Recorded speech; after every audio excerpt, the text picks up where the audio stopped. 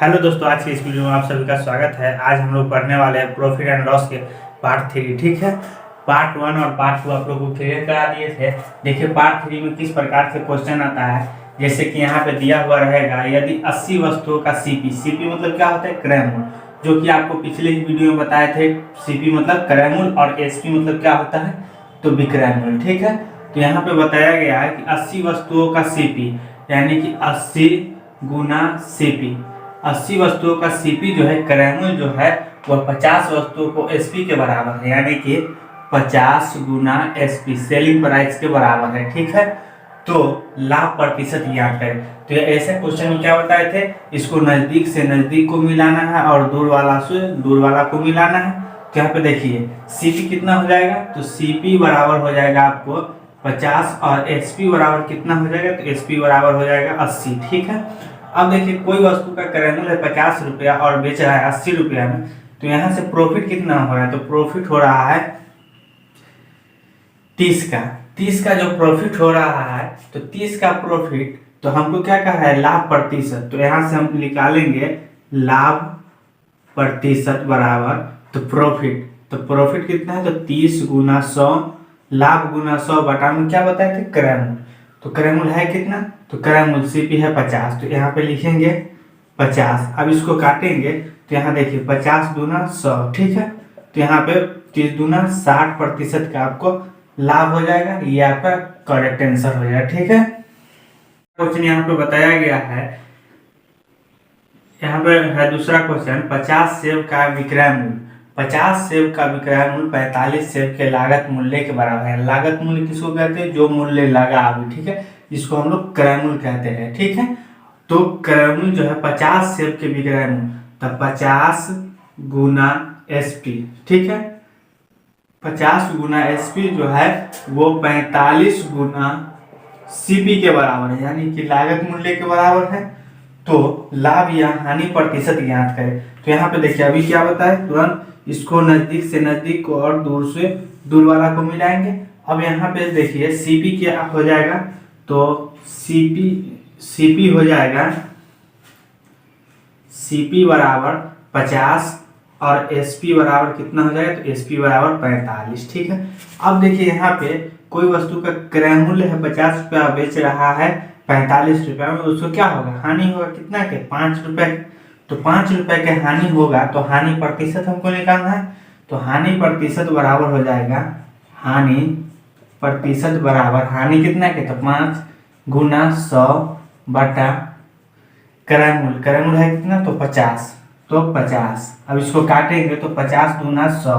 ठीक है, 5 दूना 10% के क्या हो रहा है, उसको हानि हो रहा है। कोई भी वस्तु को खरीदेगा 50 रुपये और बेचेगा 45 रुपये, तो 10% की हानि, यानी कि पैसा तो है 5 रुपया के ही हानि हो रहा है, लेकिन हमको प्रतिशत में कहेगा निकालने के, तो हानि प्रतिशत निकालेंगे 10% की हानि। अब देखिए यहाँ पे अगला क्वेश्चन है, 2500 अंकित मूल्य वाली एक शर्ट 2200 रुपये में मिल रही है, कितने प्रतिशत की छूट प्रदान किया गया है। ठीक है, तो अंकित मूल्य कितना है, तो अंकित मूल्य पहले हम लिख देते हैं, अंकित मूल्य 2500 रुपया। ठीक है, कहीं पे जो है अंकित किया गया उसको 2500 रुपया, लेकिन मिल कितना में रहा है, तो मिल रहा है उसको 2200 रुपया में। ठीक है, तो 2200 रुपया में जो मिल रहा है, तो हमको बोला गया है कितने प्रतिशत की छूट की गई। ठीक है, तो यहाँ पे देखिए 2500 की वस्तु 2200 में मिल रहा है, हालांकि रुपया में कितना की छूट हो रहा है, तो रुपया में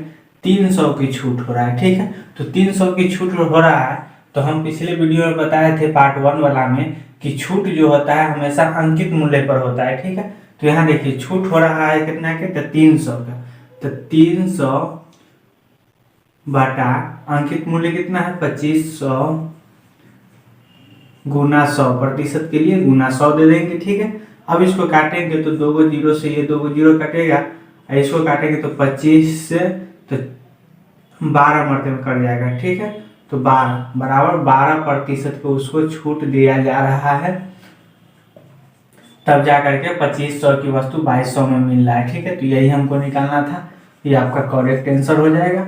उसके बाद नेक्स्ट क्वेश्चन है, एक वस्तु को 15% की छूट देने के बाद 4770 में बेचा गया, वस्तु का अंकित मूल्य ज्ञात करें। इसमें हमको छूट दिया गया है, छूट देने के बाद कितना में बेच रहा है वो हमको दिया गया है। आगे बोल रहा है कि जो अंकित मूल्य क्या है वो निकालिए। मान के चलिए कि यहाँ पे कोई वस्तु का हम लोग अंकित मूल्य 100 रुपया मान लेते, ठीक है, 100 या 100% मान लेते। कोई भी वस्तु का अंकित मूल्य तो हमको मालूम नहीं है, लेकिन 100 मान लेते हैं। लेकिन हमको बोला गया है कि 15% की छूट दिया जा रहा है, तो 15% की जब हम छूट देंगे तो वो वस्तु कितना में बेचेगा, तो वो वस्तु का प्राइस हो जाएगा 85%। इतना बात आपको समझ में आ रहा होगा। और जो है नोट में आपको लिख लेना है एक बात कि जो पूछा जाए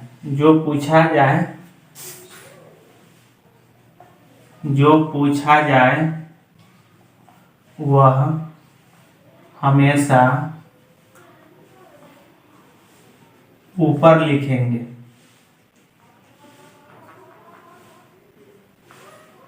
जो पूछा जाए वो हमेशा क्या करेंगे, ऊपर लिखना है, ठीक है। तो हमको क्या कर रहा है, अंकित मूल्य कितना है, तो अंकित मूल्य मान के चले है 100 रुपया, ठीक है। अब जाकर के 15 की छूट दे रहा है तो कितना में बिकेगा, तो 85 में बिकेगा। टोटल प्राइस बेचा है कितना में, तो 47। देखिए यहाँ पे इसको जब काटेंगे तो कितना हो जाएगा, इसको 85 से काटेंगे तो इसको 56.2 मरते में कर देगा, ठीक है। और इसको आप गुना कर देंगे तो आपका हो जाएगा 5620, ठीक है, 5620 हो जाएगा। और ये आपका करेक्ट आंसर हो जाएगा, ठीक है। 5620 जो अंकित मूल्य वाला वस्तु है उस पर आप अगर 15% की छूट देंगे तो जाकर के 4770 रुपया करेक्ट आंसर हो जाएगा, ठीक है। तो ये आपका अंकित मूल्य निकल गया, ठीक है।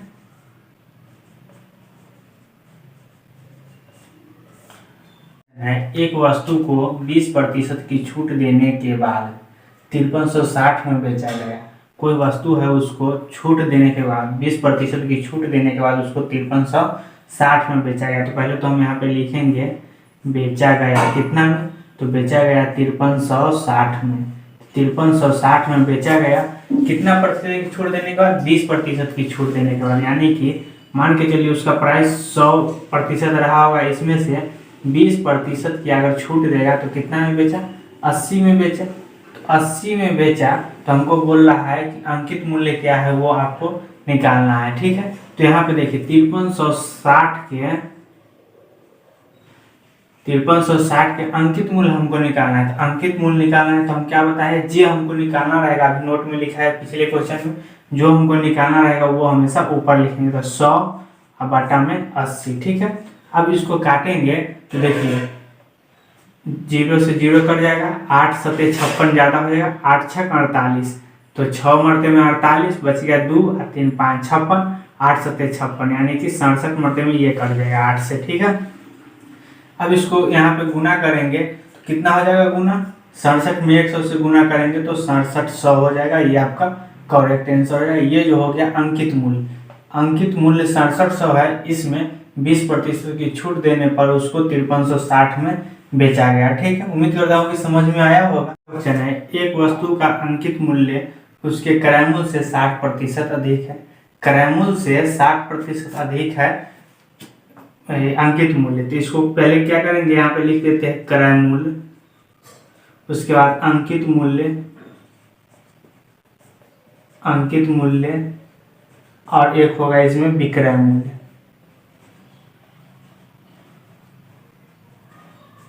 विक्रय मूल्य, अब देखिए यहाँ पे हमको क्या बोला है कि एक वस्तु का अंकित मूल्य जो है, यह जो अंकित मूल्य है क्रय मूल्य से 60% अधिक है। तो क्रय मूल्य तो हमको दिया नहीं गया है, तो हम क्रय मूल्य को यहाँ पे 100 मान के चलेंगे, ठीक है। तो क्रय मूल्य से 60% अधिक है अंकित मूल्य, तो ये कितना हो जाएगा, 160 हो जाएगा। तो 160 हो जाएगा यदि वस्तु को 20% के लाभ पर बेचा जाए।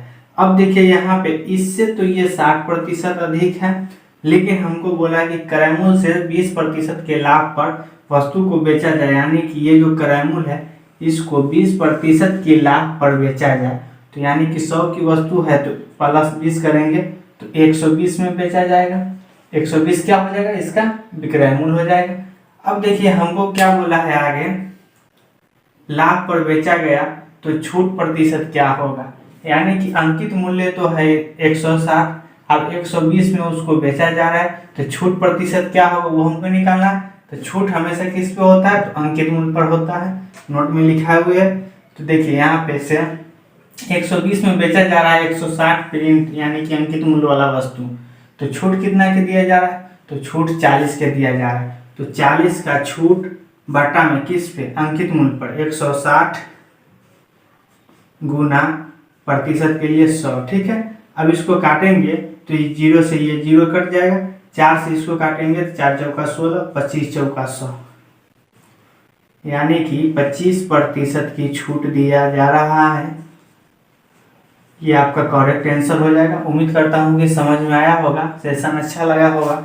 अगर समझ में आया है तो लाइक शेयर सब्सक्राइब जरूर करें। फिर मिलते हैं अगले वीडियो में। मेरे साथ जुड़ने के लिए धन्यवाद।